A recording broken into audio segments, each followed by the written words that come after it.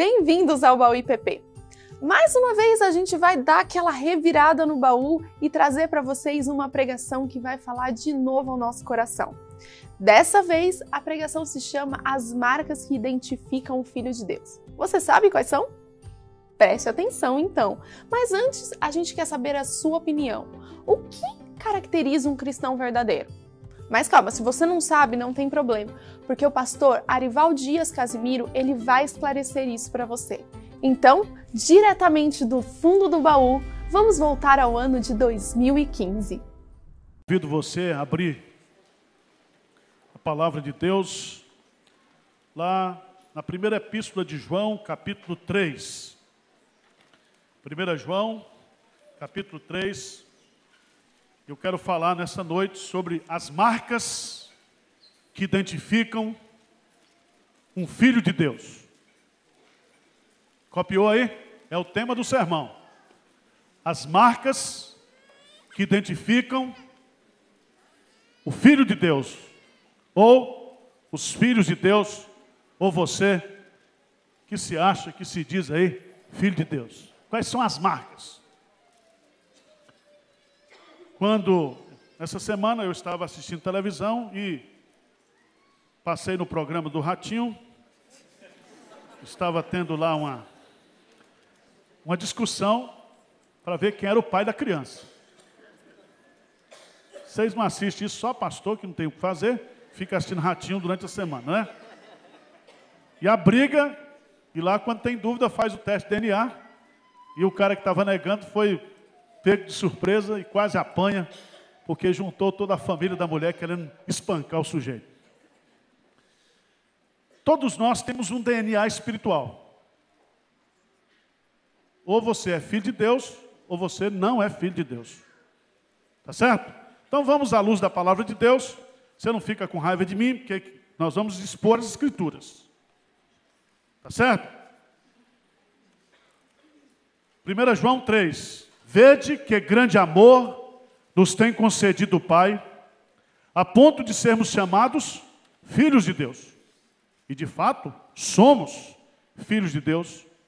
Por essa razão, o mundo não nos conhece, porquanto não o conheceu a Ele mesmo.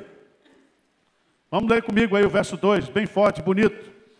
Amados, agora somos filhos de Deus, e ainda não se manifestou o que haveremos de ser. Sabemos que quando Ele se manifestar, seremos semelhantes a Ele, porque haveremos de vê-lo como Ele é. E assim mesmo se purifica todo o que nele tem esta esperança, assim como Ele é puro. Todo aquele que pratica o pecado também transgride a lei, porque o pecado é a transgressão da lei. Sabeis também que Ele se manifestou para tirar os pecados, e nele não existe pecado. Leia comigo o versículo 6, vamos lá? Todo aquele que permanece nele não vive pecando. Todo aquele que vive pecando não o viu, nem o conheceu. Filhinhos, não vos deixeis enganar por ninguém. Aquele que pratica a justiça é justo, assim como Ele é justo. Aquele que pratica o pecado procede do diabo, porque o diabo vive pecando desde o princípio. Para isto se manifestou o Filho de Deus, para destruir as obras do diabo. Todo aquele que é nascido de Deus não vive na prática de pecado, pois o que permanece nele é a divina semente. Ora, esse não pode viver pecando, porque é nascido de Deus. Nisto são manifestos os filhos de Deus e os filhos do diabo. Todo aquele que não pratica justiça não procede de Deus, nem aquele que não ama a seu irmão. Queria que você lesse comigo o versículo 11, bem forte. O que diz aí? Porque a mensagem que ouviste desde o princípio é esta, que nos amemos uns aos outros. Senhor Deus, nós estamos aqui diante da Tua palavra. Não é a minha palavra, é a Tua, Senhor. Palavra eterna. Palavra que produz vida. Semente que regenera, que muda, que transforma. E Pai, ajuda-nos a explicar a tua palavra para o teu povo aqui nesta noite. Que o teu Santo Espírito esteja aqui, nos iluminando, nos ensinando. E que ao terminarmos de meditar na tua palavra, a nossa mente, o nosso coração, a nossa vontade, sejam levados cativos à obediência ao Senhor Jesus Cristo. Que nós nos rendamos, que nós nos curvemos nessa noite à autoridade das Santas Escrituras. Fala conosco, glorifica Jesus Cristo agora, através da exposição da tua palavra. Nós oramos em nome de Jesus. Amém. Meus prezados irmãos, há uma diferença fundamental entre ser criatura de Deus e ser filho de Deus. Aliás, a Bíblia fala, todo ser que respira, louve ao Senhor. Então, todo ser que respira faz parte da criação de Deus. Deus criou, Deus formou as criaturas. Outra coisa é ser filho de Deus. Da perspectiva bíblica, todos nós que nascemos da carne, de um ato sexual de pai e mãe, todo mundo aqui é criatura de Deus. XX, XY, aquele negócio todo, foi lá, pá, nasceu você. Tá certo? Você nasceu na carne, você tem um DNA físico. Mas Jesus disse, todo aquele que é nascido da carne é carne, mas aquele que não é nascido do Espírito é Espírito. E aí Jesus vai nos dar um conceito de que não basta a gente ser criatura de Deus, nós precisamos ser o quê? Filhos de Deus. Filhos de Deus. E esse texto de João vai nos ensinar quais são as marcas de um filho de Deus. Eu queria que você lesse comigo, deixasse sua Bíblia aberta. Vamos ler esse versículo 1 do capítulo 3. O que é que diz aí? Vede, vamos lá? Vede que grande amor nos tem concedido o Pai, a ponto de sermos chamados filhos de Deus. E de fato somos filhos de Deus. Por essa razão o mundo não nos conhece, porquanto não conheceu. Presta atenção, ser filho de Deus significa nascer de Deus. Como é que é isso? Eu queria que você abrisse a sua Bíblia lá no Evangelho de João, capítulo 1. Como é que o Espírito Santo dá a luz a um filho de Deus? Evangelho de João, capítulo 1. Capítulo 1. Presta atenção. Como é que um filho de Deus nasce? Vamos imaginar que hoje à noite aqui, nós estejamos aqui na maternidade espiritual. Que o Espírito Santo está aqui e que filhos de Deus nascerão aqui nessa noite. Diz amém aí, por favor. Você que já é nascido, não tem problema. Mas como é que o Espírito Santo faz com que um filho nasça? Vamos ler juntos aí, Evangelho de João, capítulo 1, versículo 12 e 13. Vamos ler juntos. O que é que diz aí? Mas a todos quanto o receberam, deu-lhes o poder de serem feitos filhos de Deus. A saber, aos que creem, os quais não nasceram do sangue, nem da vontade da carne, nem da vontade do homem, mas de Deus. Presta atenção. Presta atenção. Como é que um filho de Deus nasce? Um filho de Deus nasce quando recebe a Jesus. Mas a todos quanto o receber. Receber Jesus. Diz que os judeus rejeitaram a Jesus. Receber Jesus significa crer em Jesus.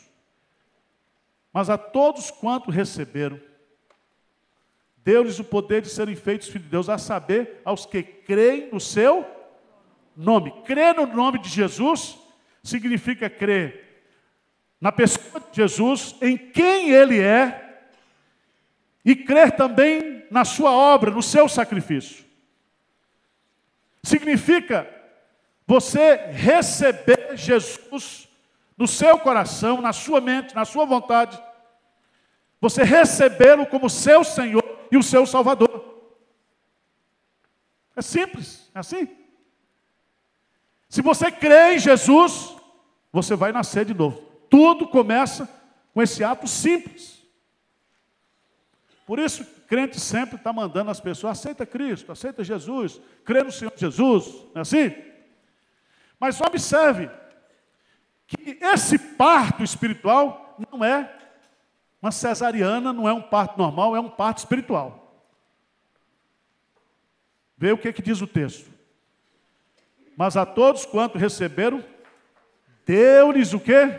O poder de serem feitos. Não é o poder de se fazer filho de Deus. Ah, a partir de agora eu sou filho. Não é assim não, meu irmão. Você vai ser feito. É o Espírito Santo. O verbo está na voz passiva.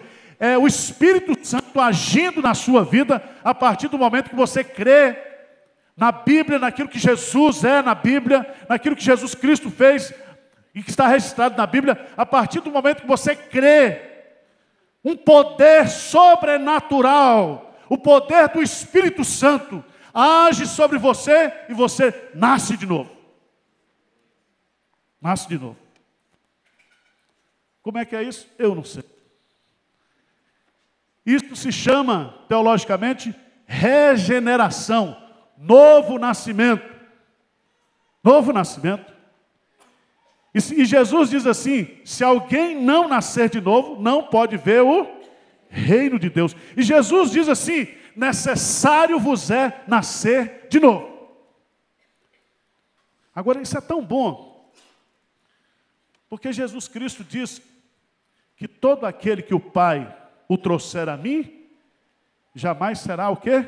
Rejeitado. Se você veio aqui nessa noite, e você ainda não é filho de Deus, você veio numa maternidade espiritual. Você entrou numa fria. Você hoje à noite pode sair daqui uma nova criatura. Você pode sair daqui hoje regenerado. Você pode sair daqui hoje à noite sendo santuário, templo do Espírito Santo. Templo do Espírito Santo. Porque, veja que coisa extraordinária. Nós vamos voltar lá para João. Ele diz assim, né? Vede que grande amor nos tem concedido ao Pai, ao ponto de sermos chamados. Mas não é só chamado, não é um título, filho de Deus. Tá certo? Não é um adesivo que você cola no carro, uma camiseta, eu agora sou filho de Deus. Não é assim não. Ele diz, de fato, somos. E aqui não é uma adoção legal. Adoção, Paulo explica que existe. Mas aqui João está falando que de fato, não é de direito, é de fato. Aqui há uma mudança espiritual. Uma mudança espiritual. Agora, quem tem RG espiritual aí para me mostrar? Não tem, tem? Você tem aquela RG, geralmente com uma foto desatualizada que você esconde, quando vai mostrar. Agora vamos ver aqui no texto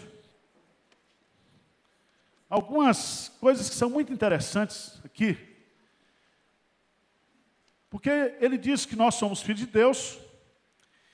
O fato de nós sermos filhos de Deus é um ato de amor do Pai. Mas não somente isso. O fato de nós termos uma nova natureza, isso não transparece ao mundo. É muito interessante isso, porque olhando para as pessoas, a gente diz, esse é filho de Deus, é filho de Deus. Não, não é assim não. Existe um DNA espiritual. Por isso que ele vai dizer aqui, por essa razão o mundo não nos conhece, porquanto não o conheceu a ele mesmo. Porque o mundo, e aqui o mundo é o sistema, as pessoas dentro do sistema carnal de desobediência a Deus, não tem discernimento espiritual para identificar um filho de Deus. E aí é necessário então que a gente procure identificar no texto algumas marcas que identificam um filho de Deus. A primeira delas está no versículo 2. Vamos ler aí o versículo 2. Amados, agora somos filhos de Deus, e ainda não se manifestou o que havemos de ser. Sabemos que quando ele se manifestar, seremos semelhantes a ele, porque haveremos de vê-lo como ele é. Preste atenção que a primeira característica de um filho de Deus, a primeira marca de um filho de Deus, é que ele é um ser em evolução. Certo? Está lembrado daquela música? Nada do que foi será do jeito que a gente viu um dia. Veja no texto que João vai explicar isso para a gente. João, na sua época, estava num contexto de uma filosofia grega, de Heráclito. E Heráclito dizia que o ser nunca é. O ser é sempre um devir, um vir a ser. Ou seja, você não toma banho no mesmo rio segunda vez. Porque nem você é você mesmo, nem o rio é o mesmo rio. É um negócio de cabeça isso, não é isso? É. Mas veja o que João usa aqui. Ele diz, amados, agora somos. Veja que ele usa um advérbio de tempo. E ele diz, se agora somos, é porque antes nós não éramos. E o que nós éramos antes de sermos filhos de Deus? É só você ir lá para Efésios capítulo 2. Efésios capítulo 2. Você era um filho do diabo. Nós, filhos da ira. Fica chateado comigo, não, é a Bíblia que está dizendo. Veja aí, Efésios 2. Ele vos deu vida, versículo 1. Estando vós mortos nos vossos delitos e... Significa isso aqui o quê? Novo nascimento. Ele é Deus. Você e eu, nós estávamos mortos nos nossos delitos de pecado e nós sofremos uma ação de Deus. Ele nos deu vida. Mas como era a nossa vida antes? Nos quais andastes outrora, segundo o curso deste mundo. Carnaval, uns anos atrás, essa hora, você estava chumbadão. Todo cheio de lança-perfume, vestido de mulher, bêbado. Como o povo está aí hoje. Segundo o curso deste mundo. Segundo o príncipe da potestade do ar, do Espírito que agora atua onde, gente? Nos filhos da...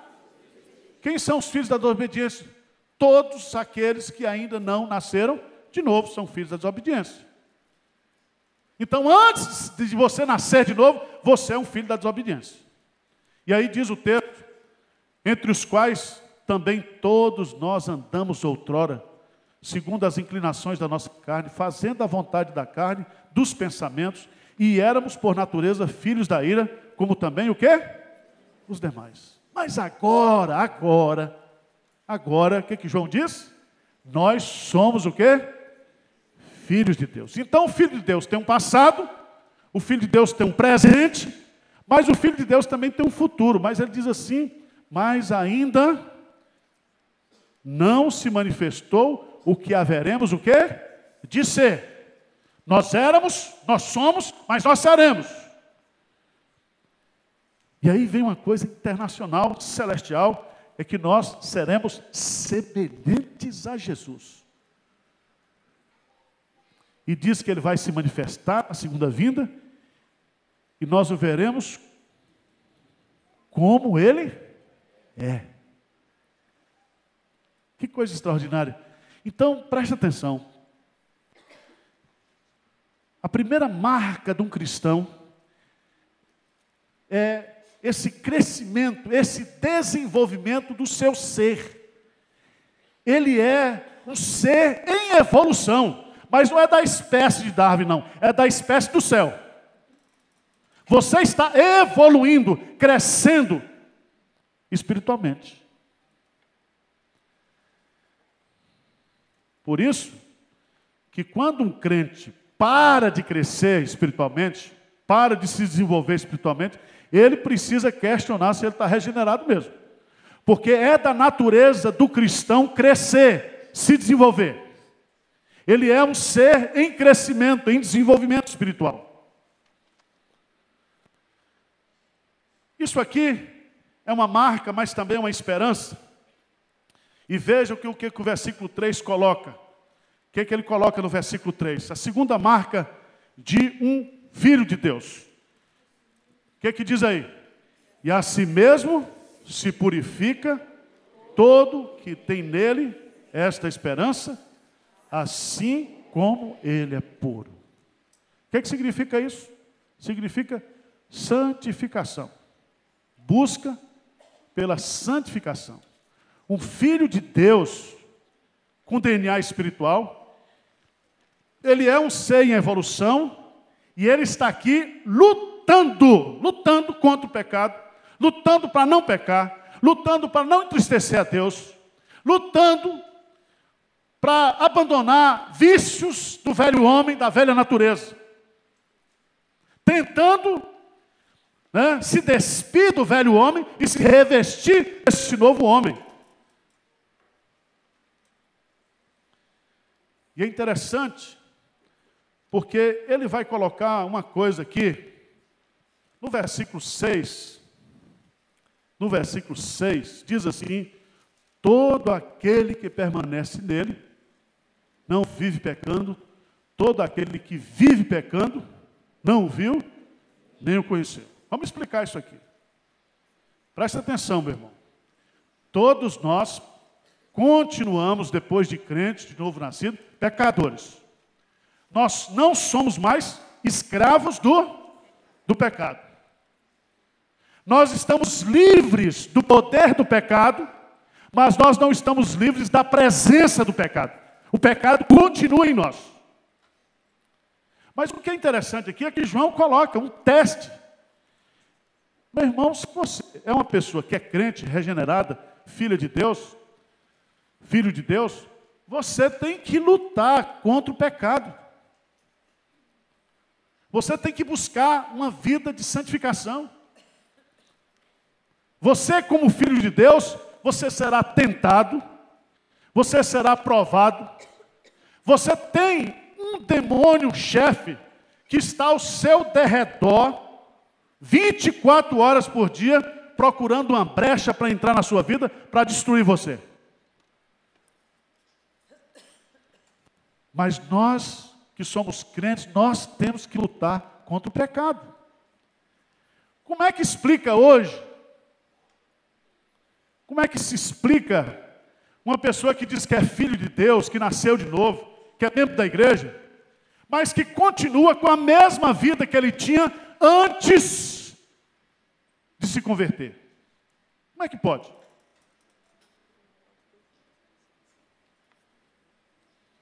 A gente não pode falar nada, mas a gente fica observando. Fica ou não fica? Fica observando. E a gente gosta de observar os outros, porque os outros já estão observando a gente.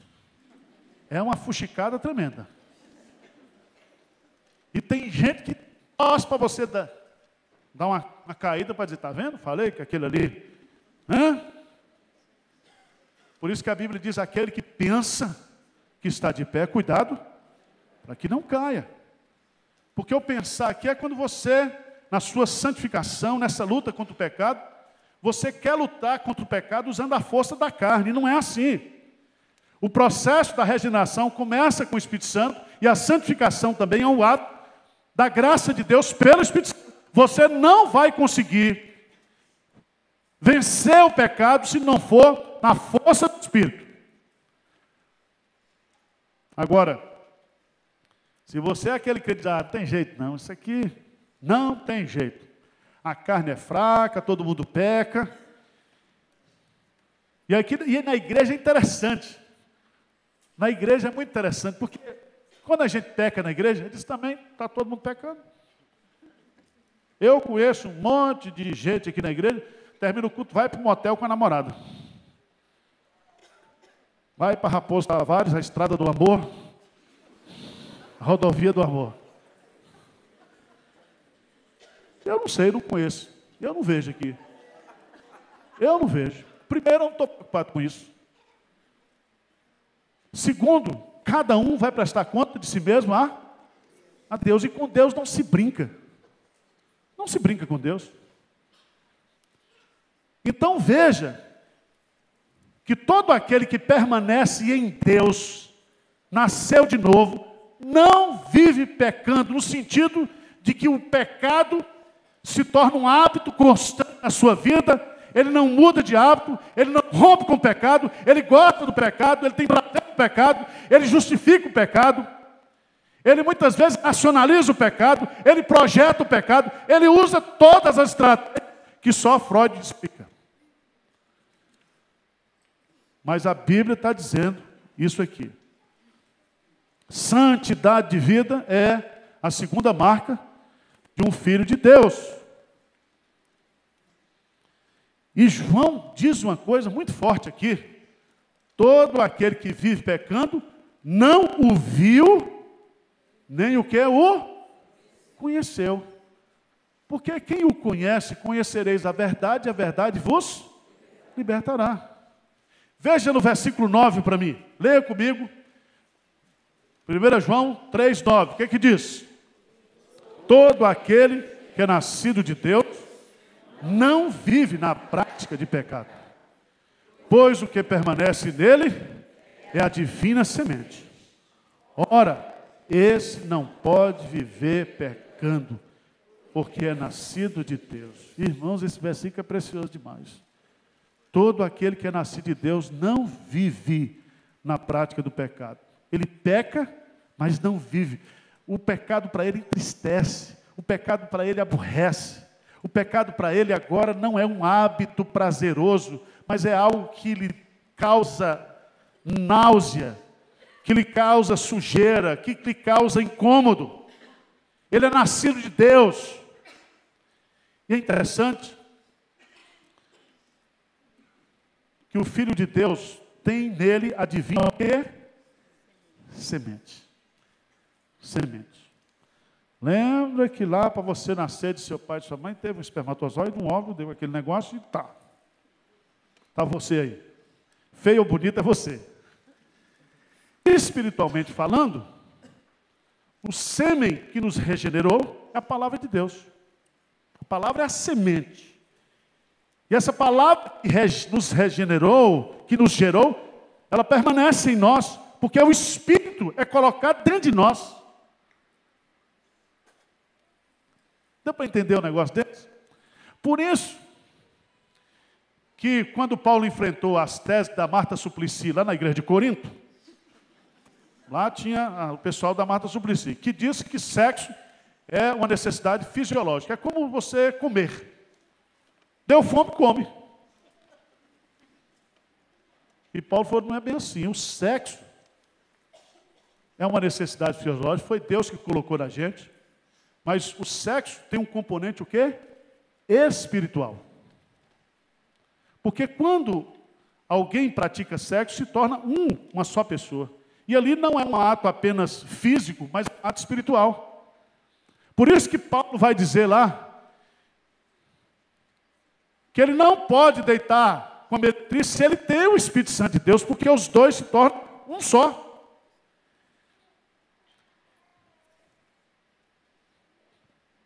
O crente tem dentro dele o Espírito Santo e a divina semente. E quando a gente peca, irmãos, por pensamento, por obras, por omissão, a gente pensa, aquilo cria o incômodo da gente. Aquilo aborrece a gente. E tem uns pecados na vida da gente que a gente diz, não vou mais cometer. Isso não acontece com vocês, é só comigo. Eu já pus no altar de Deus, já falei com Deus, Senhor, eu não quero controlar na minha boca, eu falo demais, Senhor. Vocês não cometem esse pecado, não é? Coisas que lhe aborrecem, coisas que entristecem. E às vezes, sabe o que acontece com a gente? A gente diz, olha, a gente desiste da gente. Não tem jeito, eu sou assim, pronto, não vai ter, não pode ser assim. Diz o texto, no versículo 9 que você leu comigo, diz assim, ora, esse não pode. Não é que não quer, não pode viver pecando, porque é o quê? Nascido de Deus. Nascido de Deus. Então, é uma questão de DNA, o quê? Espiritual. Espiritual. Então, primeira marca de um filho de Deus, qual é, irmãos? Ele é um ser em evolução. Todo dia ele está melhorando. Ele vive sob a promessa de que ele está crescendo a cada dia. Ele está desenvolvendo a sua salvação. Ele está crescendo em estatura e em graça diante de Deus. Ele está prosseguindo e perseguindo o alvo da soberana vocação. Ele está cada dia sendo conformado à imagem de Jesus. O projeto está lá na frente, mas está crescendo. Segunda característica do Filho de Deus, segunda marca, é uma vida de luta contra o pecado. E luta contra o pecado é contra o pecado do outro, né? O pecado na sua vida. Lutar contra o pecado na sua vida. Terceira característica de um filho de Deus. Está no versículo 10. Versículo 10. Terceira marca de um filho de Deus. Qual é? Nisto são manifestos os filhos de Deus e os filhos do diabo. Todo aquele que não pratica justiça não procede de Deus, nem aquele que não ama o quê? A seu irmão. Por que João une justiça com amor? Porque o amor cumpre a lei. Quem ama não pratica injustiça. A injustiça é uma prática que revela o ódio. E ele vai mostrar isso mais embaixo, quando ele fala que Caim, que era do maligno, ele matou seu irmão. Veja lá no versículo 12. Não segundo Caim, que era do maligno, e assassinou a seu irmão. E aí ele vai colocar, e por que o assassinou? Porque as suas obras eram más, e as de seus irmãos o quê? Justa. Quem é injusto não ama. Há uma relação intrínseca. E João está colocando aqui, meus amados irmãos, que a terceira marca que identifica um filho de Deus é o amor que nós devemos ter uns para com os outros. Versículo 11 vai dizer, porque a mensagem que ouvimos desde o princípio é essa, que nos amemos o quê? Uns aos outros. Mas, Senhor, por que nós temos que amar uns aos outros? Porque eu estou mandando, meu filho. Ah, mas, Senhor, essa pessoa que é difícil de amar. Difícil foi você. E Deus amou você. Quando você ainda era pecador, Deus amou você.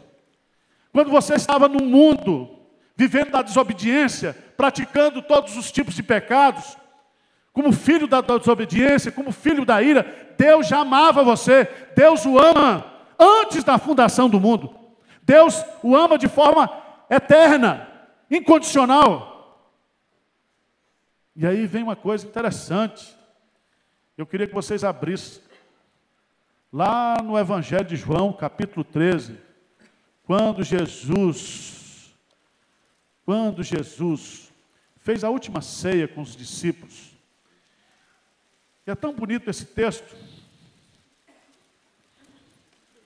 Evangelho de João, capítulo 13.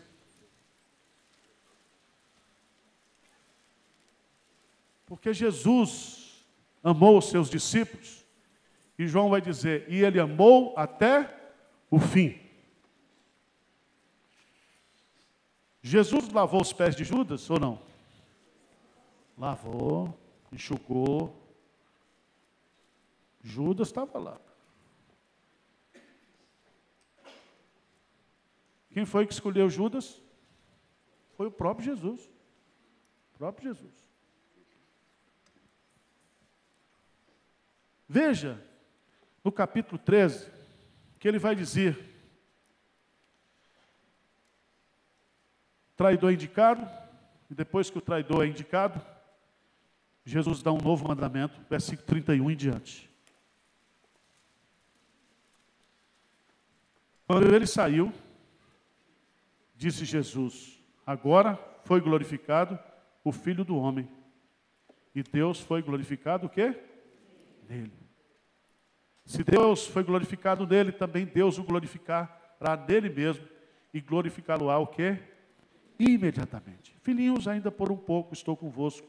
Buscar-me-eis, e o que eu disse aos judeus também agora vos digo a vós outros, para onde eu vou, vós não podeis ir. Ele ia para a cruz, ele ia morrer. E Jesus, num carinho todo especial, ele está protegendo esses 13. Ele não quer que os 13 o acompanhem. E veja o que ele diz no versículo 34 e 35. Lê comigo aí. Novo mandamento vos dou, que vos ameis uns aos outros, assim como eu vos amei, que também vós ameis uns aos outros. Nisto conhecerão todos que sois meus discípulos, se tiverdes amor. Preste atenção, nisto conhecereis que sois meus discípulos, se tiverdes o quê? Amor. Preste atenção, uma marca que identifica um discípulo de Jesus é o amor que ele tem pelos seus irmãos.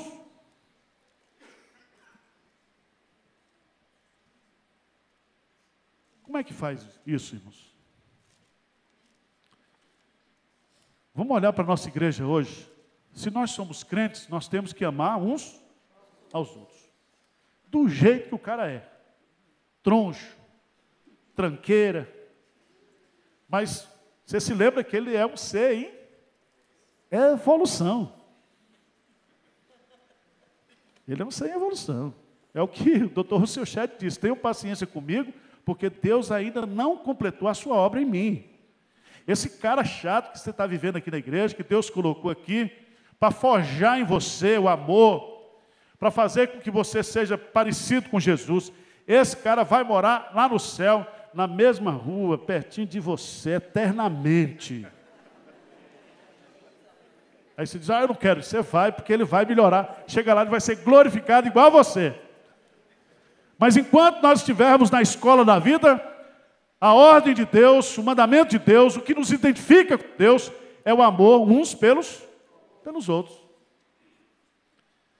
Aí você vai dizer, pastor, é difícil.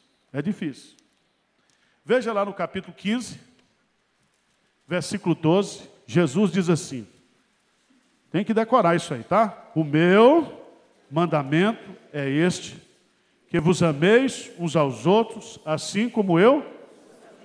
Então o amor aqui é uma opção? Não, é um mandamento. E esse mandamento aí Jesus diz que é o meu. O meu mandamento é este. Mandamento de Jesus. Está perguntando se você quer, se você não quer, se está com vontade, se o cara lá merece o seu amor, se não merece, se é difícil, se é complicado. Ele diz, o meu mandamento é este, que vos ameis. E aqui entra, vos ameis uns aos outros, porque quem quer amor tem que dar amor. Porque na igreja tem muita gente que quer amor, mas não dá amor para ninguém. E o mandamento aqui não é, pastor Arival, ame essas ovelhas, não. Pastor Arival, ame essas ovelhas, mas ovelhas ame também o pastor Arival. Do jeito que ele é doido, varrido, mas ame esse homem. Tá certo? Quer dizer, não é um mandamento exclusivo de uma casta espiritual. É para todo mundo na igreja. Presbítero, pastor, diácono, crente, qualquer que seja a sua função, o seu ministério na igreja, nós temos que amar uns aos outros. Se nós não amarmos uns aos outros, nós estamos negando a nossa filiação. E ele dá uma referência. Qual é a referência? Assim como eu vos amei. Como é que Cristo nos amou? De uma forma incondicional. Faz o seguinte, pega esse cara mais chato que tem aqui na igreja, que você não gosta dele, procura ele e diz para ele assim: a partir de hoje, eu vou amar você. O cara não vai entender nada, tá certo? Não diz que ele é chato, pelo amor de Deus. Mas, meu irmão, a partir de hoje, eu coloquei no meu coração que eu vou amar você. Não importa o que você é, o que você quiser. Eu vou amar você porque você é um filho de Deus. E eu tenho um mandamento de Deus para amar você. E eu vou amar você. Agora, eu queria que você, só mais um texto que eu já estou encerrando. Romanos capítulo 5. Romanos capítulo 5. Eu vou facilitar a sua vida. Romanos capítulo 5. Porque a Bíblia fala que Deus jamais nos mandaria amar uns aos outros sem que Ele nos ajudasse. Veja no versículo 5 de Romanos. Lê comigo aí, o que diz? Ora, a esperança não confunde, porque o amor de Deus é derramado no nosso coração pelo Espírito Santo que nos foi outorgado. Vamos fazer a exegese do texto. Eu não quero amar. Aí você diz, eu não preciso amar. Eu quero viver minha vida. Não é assim não, você tem que amar, é mandamento. Mas, Senhor, eu não consigo amar. Esse cara é difícil demais de amar. Sabe o que Deus fez? Deus lhe outorgou, passado. No dia que você se converteu, você recebeu a outorga do Espírito. Você foi presenteado com o Espírito, passado. Mas veja que o texto diz que o amor de Deus é derramado quando? No presente. É derramado. O verbo derramado aí é um presente contínuo. Significa estar derramando, derramando, derramando. Aí é o seguinte, pastor, esse Chung, eu tenho que amar esse Chung, esse coreano caiu aqui, eu tenho que amar esse cara, nunca vi esse cara. Aí eu digo, Senhor, derrama amor aqui para eu amar esse cara. Eu não vou aguentar. Derrama amor, Senhor. E o Espírito Santo vai derramando, derramando, derramando. Tá certo? É assim o negócio. É assim. O amor de Deus é derramado em nosso coração pelo quê? O Espírito Santo. Qual é o fruto do Espírito? É o amor. É o amor. O Espírito não somente molda o nosso caráter, mas o Espírito Santo coloca amor no nosso coração. E aí, sabe o que acontece? Você não tem desculpa para dizer que não vai amar. Porque o Deus que pede é o Deus que capacita, que abençoa. Amém? E aí é o seguinte, tudo acontece na nossa vida pelo Espírito, não por força, nem por violência, mas pelo meu Espírito. Então eu quero terminar essa mensagem recapitulando para você. Você nasce de novo quando você recebe Jesus como seu Senhor e como seu Salvador. Quantos aqui já receberam Jesus? Levanta a mão. Já nascer de novo. Quantos estão aqui nessa noite e que não receberam ainda Jesus, que gostaria de receber a Jesus? Levanta a mão. Tem alguém? Lá na galeria? Poxa vida, um esforço tremendo desse, nada. É difícil. Você quer continuar? Louvado seja Deus. Louvado seja Deus. Como é que você vai se tornar filho de Deus aqui nessa noite? A todos quanto receberam, deu-lhes o quê? O poder. Não é a oração do pastor, é o Espírito Santo agindo na sua vida. Vai transformar você, vai regenerar você, vai selar você, vai habitar no seu coração e vai continuar essa obra de evolução da espécie, porque essa é a primeira marca do cristão. Você vai ter um desejo muito grande também de santidade, de lutar contra o pecado. E a terceira coisa que vai acontecer, você vai amar seu irmão. E nós temos que amar uns aos outros. Amém? Então vamos ficar de pé e vamos fazer uma oração. Senhor Deus, olha para nós aqui nessa noite, para as nossas fraquezas, para os nossos pecados, mas a semente que está em nós é a semente santa. Somos santuários do Teu Santo Espírito. Ajuda-nos, ó Deus, a lutar contra o pecado. Ajuda-nos a crescer espiritualmente. E Deus, derrama amor no meu coração, para que eu possa amar os meus irmãos. Para que eu possa, ó Deus, sentir o que o Senhor sente por cada filho. Que esse amor do Senhor seja compartilhado em cada coração aqui nessa noite. E nós sejamos uma verdadeira família. A família da fé, a família de Deus, a família do Senhor. Santifica-nos aqui nesta noite. Coloca em nós esse desejo de uma vida de luta contra o pecado. Que nós não nos acomodemos, Pai. Porque tudo aquilo que o homem semear, isso também ele colherá. E nós não queremos colher os frutos, o salário do pecado da nossa vida. Tem misericórdia de nós, Pai. Conforta e consola cada coração aqui nesta noite. Dá-nos arrependimento, mudança de vida, libertação de culpa. Que nós não desistemos, Pai, de continuar nessa luta contra o pecado. Nós te pedimos humildemente, na total dependência do Senhor e do Espírito do Senhor, no nome precioso de Jesus que nós oramos. Amém, Senhor. Nossa, que Deus realmente nos ajude a possuir essas marcas.